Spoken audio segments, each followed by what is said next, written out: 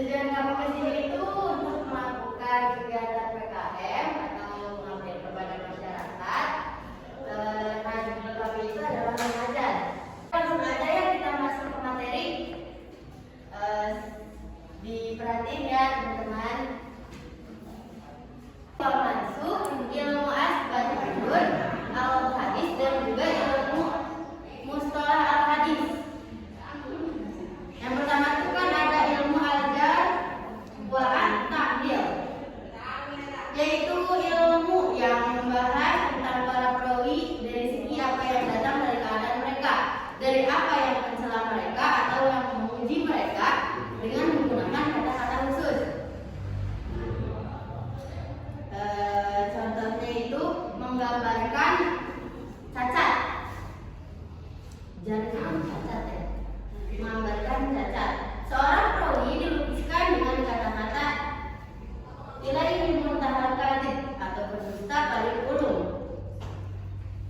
Terus juga ada juga perawi yang dilukiskan itu sebagai dajjal.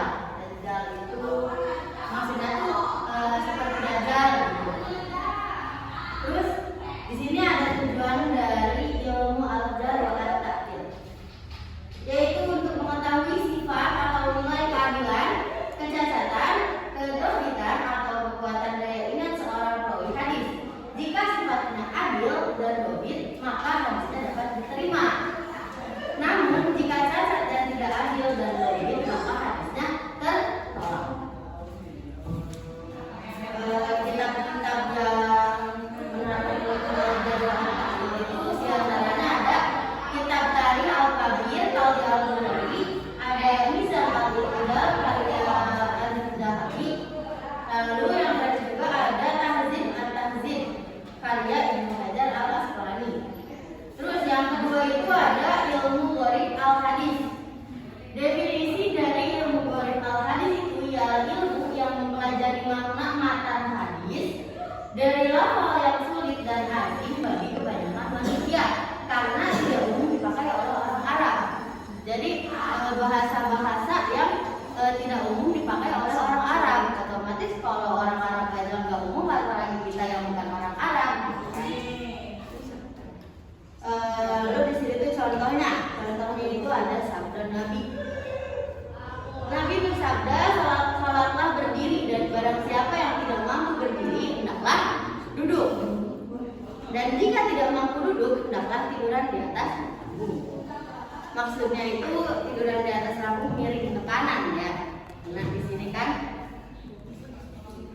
Terus ada tujuannya, tujuan dari ilmu gharib al-hadis, yaitu untuk mengetahui mana kata-kata dalam hadis yang tergolong gharib dan bagaimana metode para ulama memberikan interpretasi kalimat gharib dalam hadis tersebut.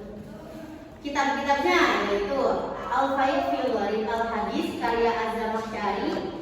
Yang kedua ada An-Nihayah fil Gharib al-Hadis wa Al-Aqsar karya Ibnu Ansir. Dan masih banyak lagi kitab-kitab yang menerangkan tentang ilmu gharib al-hadis. Nah, lalu yang ketiga itu tadi itu ada ilmu mukhtalif al-hadis. Definisinya yaitu hadis maqbul, kontradiksi dengan sesamanya serta memungkinkan dikompromikan antara keduanya. Nah, ilmu mukhtalif al-hadis itu ada hadis versus hadis, hadis versus Al-Quran,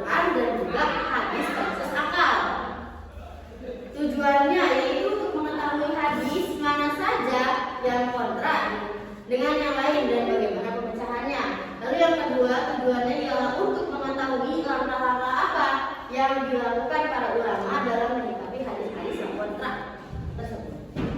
Kitab-kitab yang menerapkan ilmu mukhtalif al-hadis di antaranya yaitu Ikhtilaf al-Hadis karya Asy-Syafi'i. Yang kedua ada Tafsir Mukhtalif al-Hadis karya Ibnu Qutaibah.